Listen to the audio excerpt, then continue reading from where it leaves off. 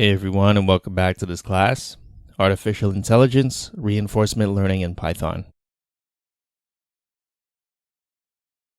In this lecture, we are going to talk about what work needs to be done in order to initialize the value function properly. You recall that for this particular algorithm, we need to initialize the value function to very specific values, but for the algorithms we'll learn about later, which are considered the real reinforcement learning algorithms, you should be able to initialize the value functions randomly. So the initialization we need is v of s equals 1 for any state where the player wins, v of s equals 0 for any state where the player loses or it's a draw, and v of s equals 0.5 for all other states. In order to do this, we need to enumerate every possible state and assign the values. Here's a question to think about. Is it better to create a game tree where you enumerate every possible sequence of moves, or is it better to permute all 3 to the power 9 configurations of the board, even though many of those configurations represent impossible game states? I'll give you a second to think about that, or you can pause the video and come back later.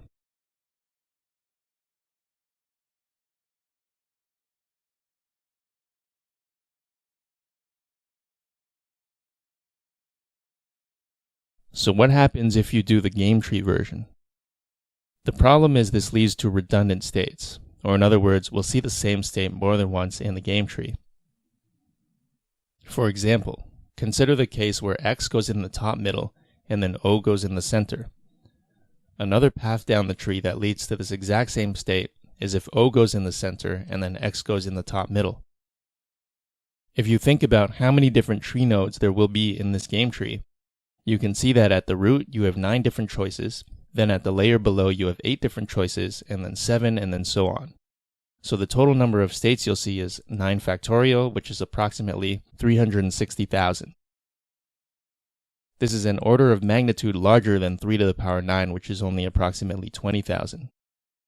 So the algorithm we want to use to enumerate all the states is definitely just generating the permutations. Okay, so how do we generate permutations? Well, just think of a binary number again. This is naturally a recursive problem, since a binary number of length n can start with 0 or 1, and then we can use all the permutations for a binary number of length n minus 1 appended to that. In pseudocode, we can do it like this. First, we get the recursive results, that is, all the binary numbers of length n minus 1. We do this outside the loop, since it would be redundant to do it more than once. On the outer loop, we loop through all the possible prefixes, and on the inner loop, we loop through all the child results. Inside the loops, we create the new results by combining the prefix and the suffix, and we append this to our results list. For simplicity, I'm not showing you the base case here.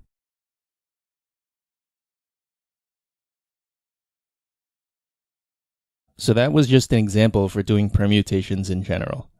For us, it's going to be slightly different.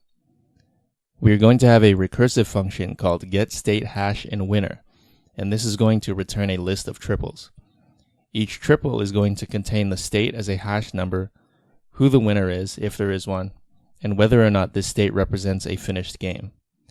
The 3 arguments to this function are the environment, which we really just need for the board matrix, and the ij coordinates to place the next value, which can be 0, x, or o.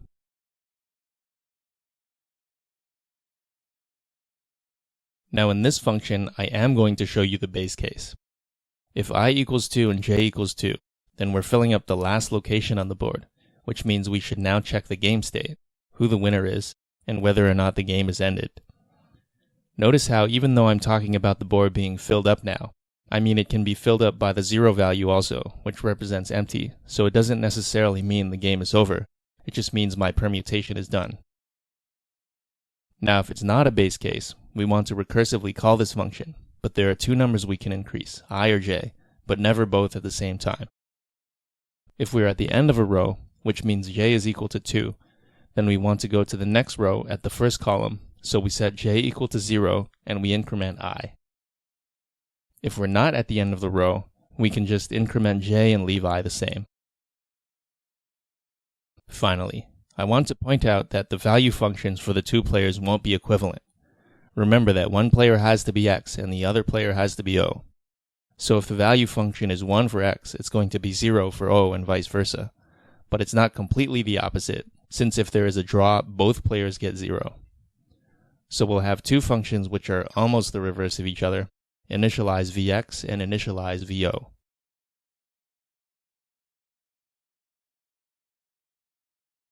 Let's summarize what we just did since that was pretty long.